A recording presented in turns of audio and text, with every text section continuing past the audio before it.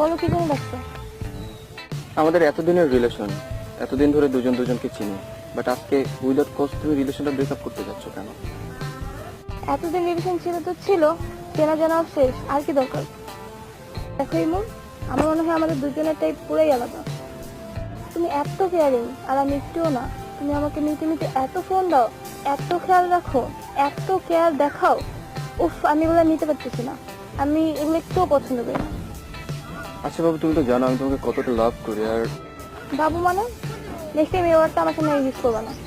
তো লাভ করেতেই সবকিছু হয়ে যায় না ইমন। দুইটা মানুষের টাইপও সেম হওয়া লাগে, আমি তো বলছি। আর আমাদের ক্ষেত্রে এটা সম্পূর্ণ দিচ্ছে। এই সিম্পল কথাটা তুমি কেন বুঝতেছো না? আমি না এত কিছু বুঝি না, আমি শুধু জানি আমি তোমাকে অনেক লাভ করি। I just need you. তোমার উচিত তোমার মতো কেয়ারিং টাইপের কাউকে খুঁজে না, তবে আমি ব্রেকিং আপ করছি। আমি সরি।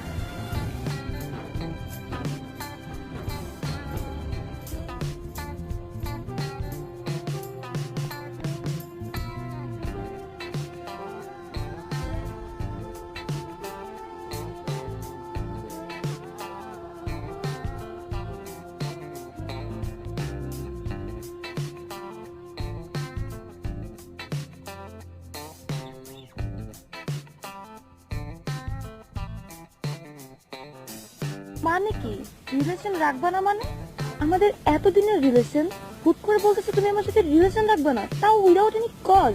আমাকে আমার একটা ভুল দেখাও। তোমার হাজারটা ভুল, কয়টা শুনবা তুমি? দেখো জাফরিন, আমার মনে হচ্ছে তোমার সাথে আমি রিলেশন করে আমার লাইফটা হেল্প করে ফেলছি। ঘন্টায় ঘন্টায় তোমার সাথে নিউজ আপডেট করা, প্রতিটা কথাটা কৈফিয়ত দেওয়া, কিছু হলেও বা না হলে সরি বলা, এগুলো আমি আর নিতে পারতেছি না। মানে কি এর আগে তো কখনো তুমি আমাকে এসব বলোনি? আর এইসব যদি তোমার কাছে পেইনই লাগে, তুমি আমাকে এর আগে একবার বলতা। আর এখন কিছু না বললে, আমাকে কোনো সুযোগ না দিয়ে তুমি কেন ব্রেকআপ করতে যাচ্ছ? তুমি বুঝতেছো না কেন? আমাদের এসব সম্ভব না, আমি আর নিতে পারতেছি না। তো প্লিজ তুমি আমাকে মুক্তি দাও। ভালো থেকো।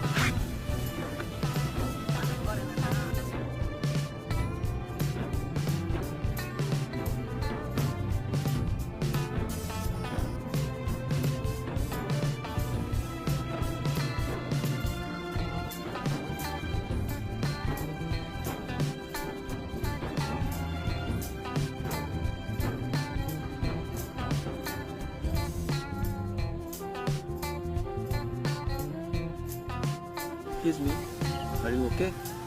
প্লিজ ডোন্ট ডিস্টার্ব মি, একটু একা থাকতে দেন। ওকে।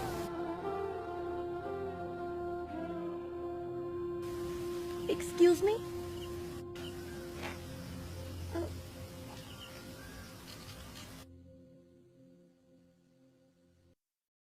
আসলে আই এম সরি, একটু আপসেট ছিলাম তো। আসলে আপনাকে দেখেই মনে হচ্ছিল আপনি আপসেট, তাই জিজ্ঞেস করছিলাম। It's okay. আসলে কিছুক্ষণ আগে আমি খুব কেয়ারিং, তাকে ডিস্টার্ব করি বলে সে আমাকে ছেড়ে চলে গেছে। আসলে কিছুক্ষণ আগে সেম কারণে আমারও ব্রেকআপ হয়েছে। তাহলে তো আমাদের দুজনের স্টোরি সেম দেখতেছি। তাই তো।